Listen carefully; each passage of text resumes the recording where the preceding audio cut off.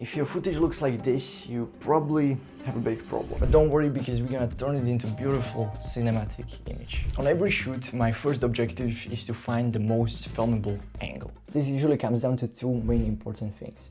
Is the frame actually aesthetically pleasing? Are there any distracting elements we can remove? Does it look good? And the second most important thing I like to consider is how much depth can we create? Because that's what truly elevates the actual end result. For the purpose of this video, I'm gonna be shooting on my first camera, Sony a6400, and I will also throw in some before and after from my phone. So you can really see that the gear does not really matter these days. Specifically in this case, I like this corner, and I'm gonna explain why. Something like this. The reason I like this corner is because we get some things on the shelves, on the whiteboard, and there are some points of interest, plus the contrast between the white and black is pretty nice. If I just sit down, it already looks way better than the thing that we had before. The further I am from the background right here, the more depth there is going to be in the video. So if I go closer to the camera, and I will move the camera even further, you can see that creating more depth.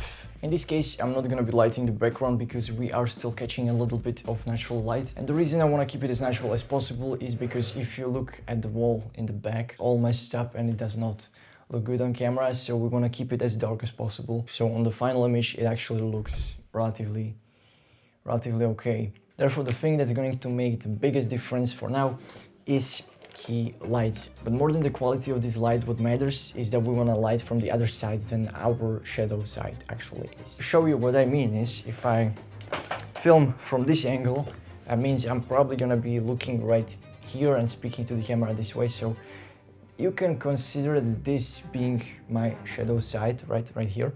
Therefore, the light needs to go right here on the right.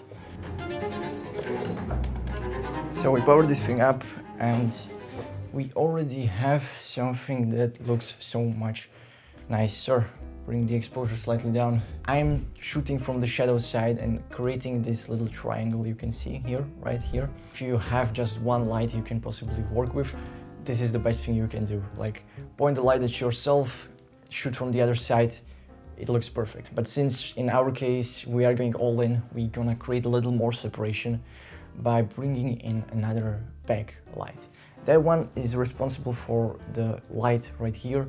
It separates us from the background slightly more. What I actually have here is this non-lined panel that we're gonna use for this purpose, but you can use anything you have, honestly. One thing I forgot to add is that the backlight is usually coming from the opposite side of the key light. So if the key light is coming from here, the backlight is naturally going to be right here. So we're gonna try to hide it and still making sure that it hits our face a little and we have a little more separation in the face.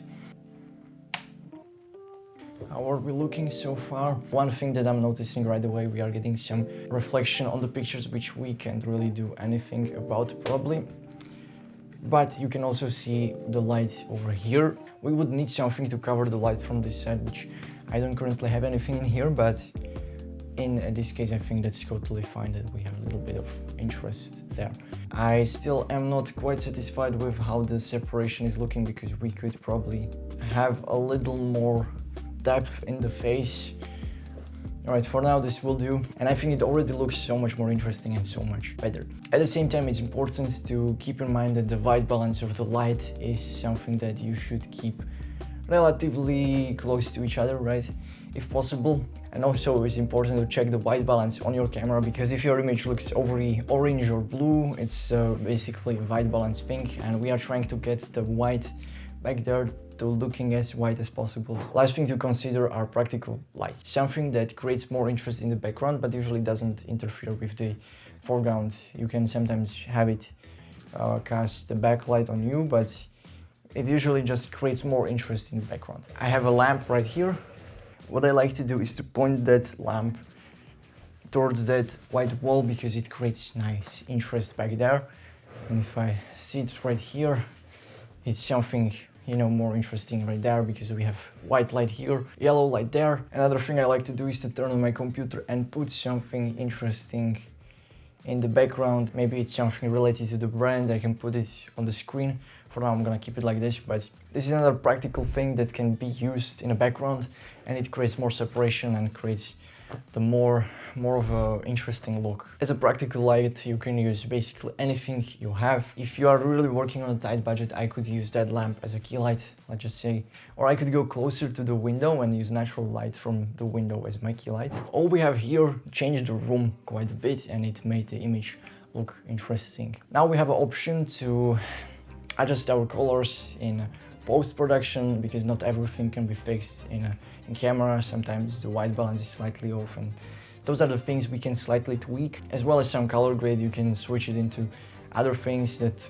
look differently. Anyways guys, there you have it. This is what the before versions looked like. This is what it looks like now. I honestly think it's so much cooler. I just used few lights I already had at home. For comparison, this is what the frame looks like on the phone before and after. If you are new to this channel and you found this video helpful, please consider hitting the subscribe. I will be creating more videos like this, trying to help fellow creators, filmmakers. But remember, gear is not everything these days. I actually got paid multiple times using the camera that we are currently shooting on. Anything is possible. If your goal is to get paid, here is a video about that.